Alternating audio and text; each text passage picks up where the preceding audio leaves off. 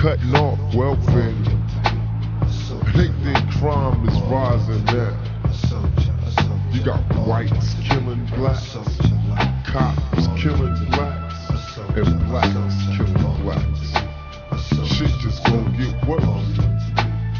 Niggas gonna come soldiers, straight soldiers.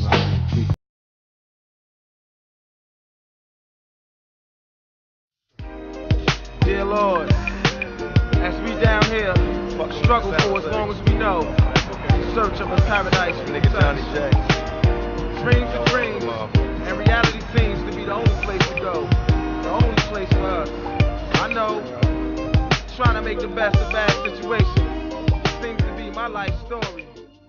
And well, Tupac is here.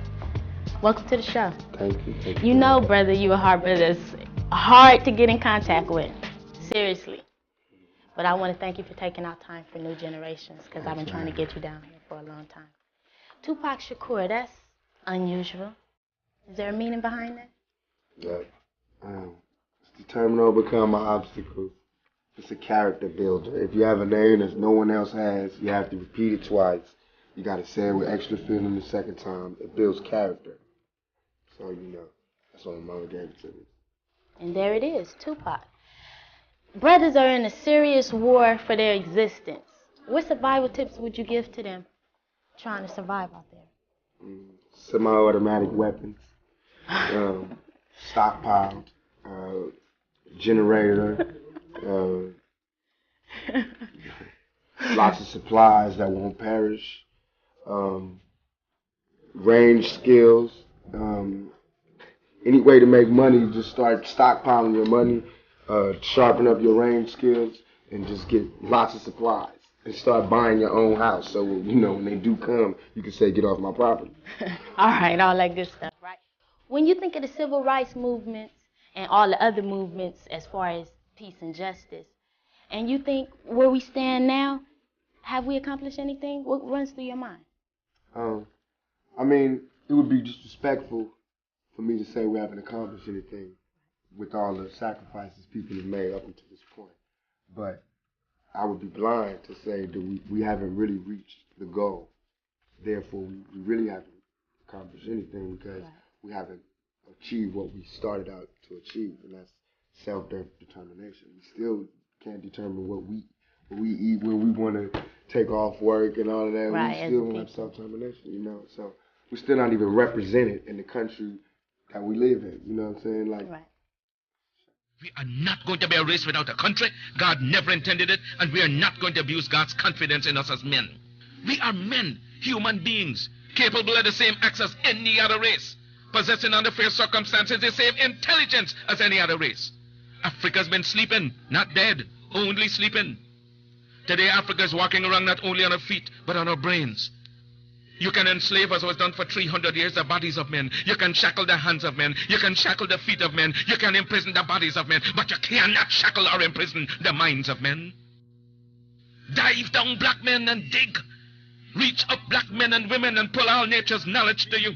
Turn you around and make a conquest of everything, north and south, east and west. And then when you will have wrought will, you will have merited God's blessings. And as you bow down to the white man today, so will other races bow down to you and call you a race of masters because of the superiority of your minds and your achievements. What has been the most fulfilling thing that has happened to you so far?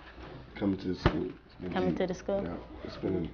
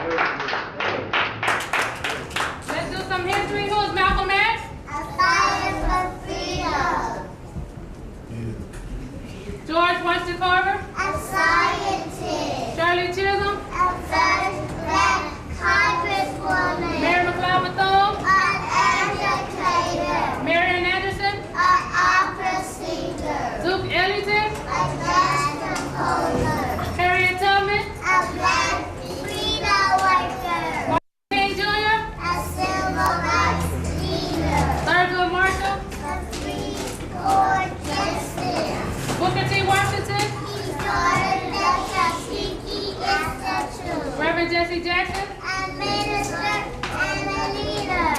Wilma Rudolph? Elizabeth Esterly. Ralph Bunch? He was a Nobel Peace Prize.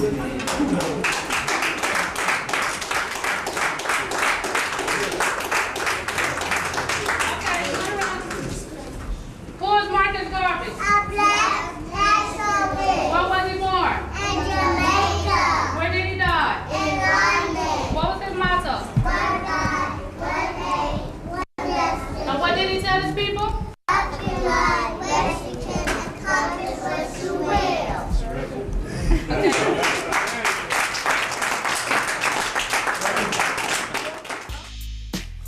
Now, going to high school prepared me for the world in terms of how I have to deal with white people every day. If I didn't go to high school, they would have tripped me out. I'd have really been confused. But I grew up with them. I saw how they was when we was in high school. So I knew how they was going to be when we got out in the real world.